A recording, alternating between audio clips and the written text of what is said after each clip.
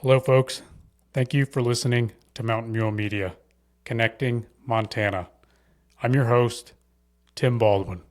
This podcast is a production of Mountain Mule Transportation.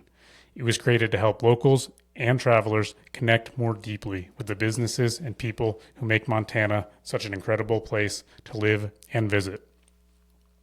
In each episode, I sit down with Montana business owners and community leaders to hear the story behind their work, how they got started, what they've built, and how they help create a better experience for both residents and visitors. If you enjoy this podcast, please subscribe on your favorite platform.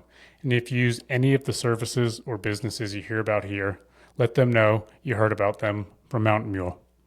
And when you need private transportation with Montana's hospitality, please think of Mountain Mule Transportation. Thank you for your support, and I hope you enjoy the show as we keep connecting Montana. We're rolling. Lee Kinsey, thanks for being here. Thank you. Secluded Waters, what can you tell me about it? Just a fishing outfitting business that I've been running for more than 20 years, and we're just a little bit different because we operate all on private access water, so big ranches, 15 different properties, big variety of fishing and streams. I haven't seen another angler in 2 years, so we like the solitude. How does that work for private access? Because, I mean, anyone has access to the water itself, is that Correct. Right? But it's Yes. all private access land to get to the water? I don't like calling it private water because it's all public in Montana, but most of our properties are generally far enough away from an access point that people rarely make it there. So it's just a long walk to get to any of these properties. So if you ever saw someone, would it be if somebody came through in a drift boat, like on the very rare? Most of the stuff I fish is too small to float. Oh, I gotcha. So, Cool. Yeah. How did you get into this? I've been guiding for 30 years now, and I worked at a former lodge in Livingston when I kind of started my guide career. And when the Yellowstone got muddy, I had some small streams that I fished since I was a kid and used those as a backup plan. And on places that some of my family owned, even so relatives, and found out that people really liked some of this small stream fishing and being out by yourself, and I like it. That's what I grew up fishing, and so I ended up guiding what I like to fish. So, and it's grown over the last many years. Yeah. If somebody books with you, what does a trip look like? How do they structure this? Generally, we're going to decide the night before or the morning of where we're going to fish, and we pick up people at 6 to 8 in the morning, depending on the weather and where we're going, and jump in the truck, have a good lunch packed for them, hit one of our streams, and stay there until we decide to come home. So. And will people book multiple days with you? Most of my trips are multiple day trips, but I have a bunch of locals around too, and they're fun because they fill in gaps and jump in for a day here and there, but we always take day trips too. So if someone's a local, they could call you up and find a time that you've got something? Yes. Yeah. Yep. How far out are you booked usually for, say, this summer? I still have availability in August. My July always gets busy fast, and everybody kind of wants to wait and see what the water's doing then. But I have my big groups that I try to, get in early and then kind of fill in around them. Yep. And if somebody does multiple days, we usually just recommend lodging for them close Yes. to where? So I have a small lodge I use at Clyde Park. Okay. It's, 8 bedrooms. I mean, it could put up 16 people, but I try to keep groups at 8 or 10. I see. So how would that work? They get there, and then you pick them up at the Every lodging day. in the morning and Yep. take them where they're going. Yep. And you guys are you ever in a drift boat or no? Oh, yes. I mean, the Yellowstone's right there. And Yep. so a lot of times on a 4 or 5 day trip, people want to float the river too. Yeah. So what's fun is we can just look at conditions. I mean, we're not going to jump on the river when it's blowing 35 miles an hour in a hot summer day. And, we have the flexibility to really pick and choose where we go. And what's the span? How far we go, say, from Bozeman or Livingston? A little over an hour. I operate a lot out of White Sulphur Springs, Okay. so I have a bunch of water up there. So that's a little over an hour. And sometimes we'll put people in Livingston for a couple of days and then jump them to White Sulphur Springs for a couple of days.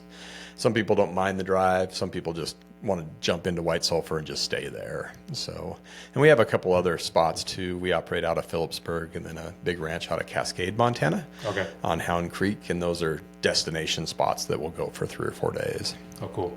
So And the name of your operation, Secluded Waters, Yep, Secluded Water. Yep. did that name come from anywhere in particular? My wife came up with it, Okay, so she gets all the credit. right on. Well, it makes sense. You're definitely Yeah, we're exactly secluded. like it sounds. So, yep. Is there anything else you think people should know, depending on if they're coming from anywhere in the world? Anything they should bring? Anything that? We can basically supply it all, but I mean, all the guides are set up with rods and reels, and we supply all the flies and terminal tackle. The only thing I don't have a good stock on is wading boots, Okay. but we can rent those if I don't have the right size. So, and generally, we're wet wading all summer, and I mean, we can supply some wader sizes and wader boots, but yeah, you can just show up. What's you got any good fishing stories for us? Anything in particular that sticks out, or anything you never thought you'd see in, would you say, 20 plus years? You remember a lot of the big fish, and I mean, it's fun to see them. And I do a lot of saltwater stuff in the winter, so I've seen some very fun stuff in the saltwater and some exotic stuff. Where do you usually go to do that? This year I was in the Bahamas in November, and Mexico, December, January, February, and March in Honduras. I skipped April, and I'm heading back to Mexico in a couple of days. Hell yeah. So, yeah. So that's how long you been fishing for? For saltwater stuff? Or just in general? In general? Oh, since I was a kid. Yeah. So, yeah. So if you, I mean, if you can be on the water every day, is that your ideal day? Pretty much. Yeah. So somewhere. So Yeah. the saltwater stuff is my new addiction, kind of chasing permit around. But I have a better office than most people. So For sure, yeah. yeah. Do you have other guys that guide for you as well? Yes. So there's 7 or 8 of us that we keep busy every day, and basically mid-June through August. Cool. So yeah.